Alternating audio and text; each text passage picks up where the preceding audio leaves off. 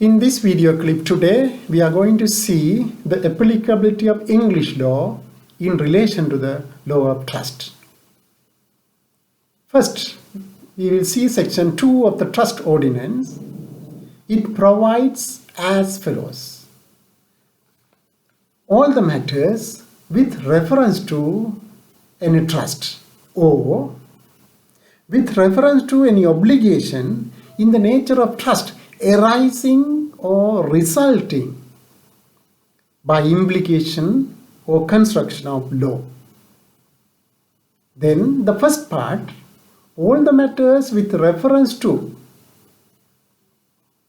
trust, in the sense, trust is created, trust is there, then only all the matters. What are all the matters in relation to trust? Maybe administration, maybe revocation, or maybe termination. These are the matters. In relation to that, if there's a dispute, then we can import or introduce the principle of equity for the time being in London or in England. Then we can import those principles into Sri Lanka and cite those principles in the court.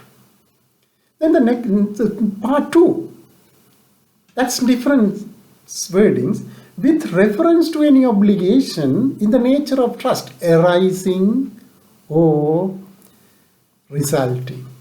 When you see these wordings, there are similar words in section 82.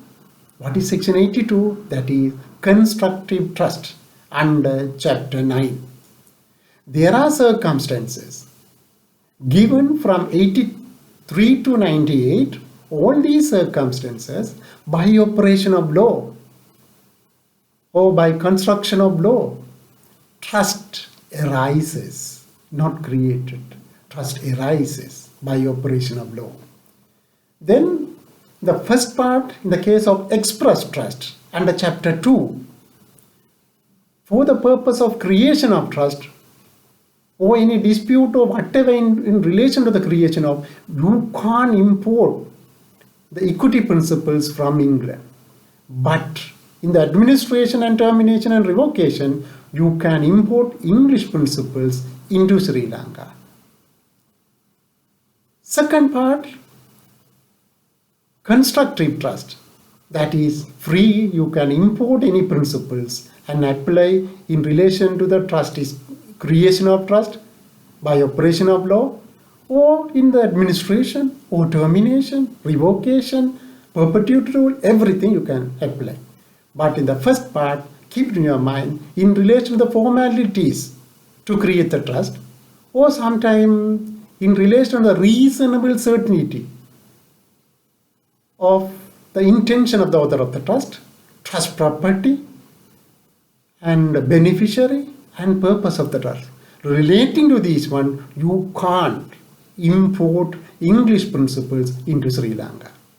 Then further, there should not be any provision in this sect, that means in the trust ordinance or any other enactment, any other law in Sri Lanka. If there is no provision in Sri Lanka, then only you can import English principles into Sri Lanka. That's very important. If there is no provision in this law and any other written law, the trust ordinance and any other written law, then only you can import English principles. What is known as principles of equity?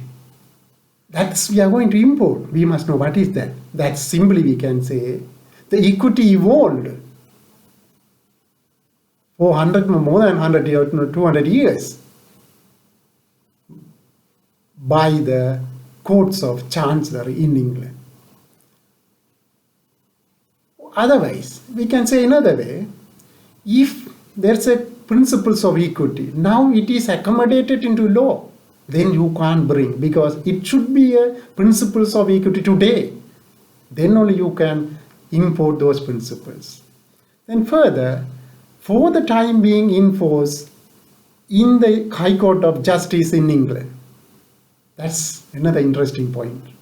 For the time being in the sense, if there's a dispute today, then we can import the equitable principles of equity, whatever they are today. If it is accommodated into a law, then that's a legal provision. You can't import those things.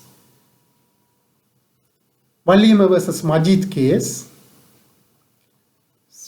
father purchased the property in the son's name.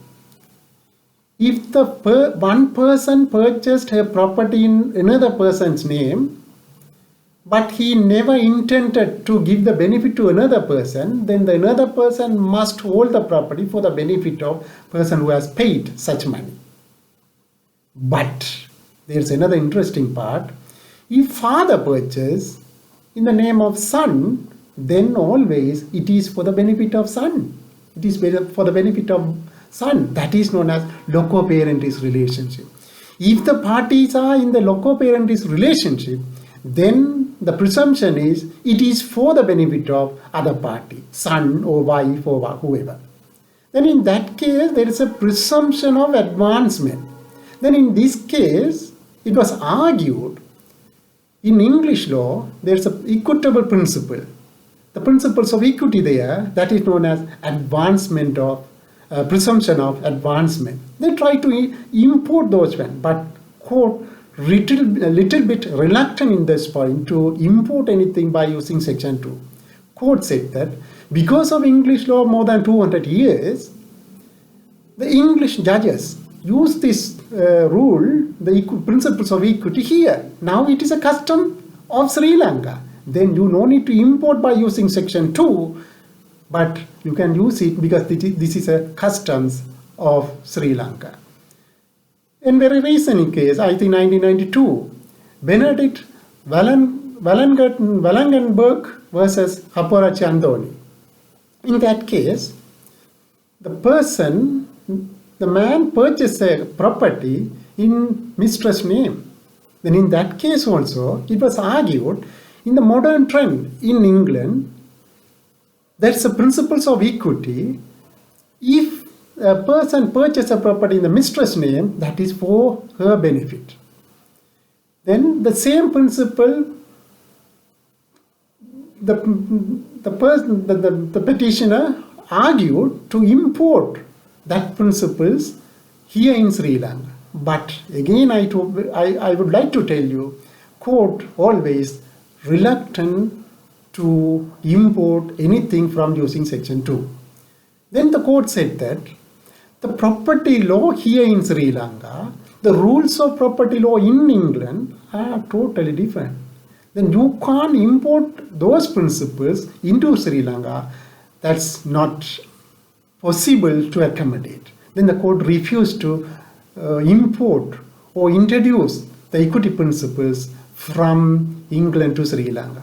Now more than 102 years gone, but still in no case court allowed or court used to import any principles of equity in Sri Lanka, because court always reluctant. And another matter I must tell you, if you cite a case, Supreme Court case in England or High Court case in England, in Sri Lanka, that is persuasive judgment as you have studied in your first year. But if you use section 2 and import something like principles of equity, that may be binding. That's why another reason for this one, courts are a little bit reluctant to import this one. And also keep it in your mind, another time I would like to say that here in the trust ordinance or any other enactment, there should not be any provision. Suppose there is a provision in the customary law, then you can't import the principles of equity, what is in England now. Then you must use it there. Therefore, keep in your mind, if there is no provision in the trust ordinance, or sometimes there is no provision in any other enactment, then only you can import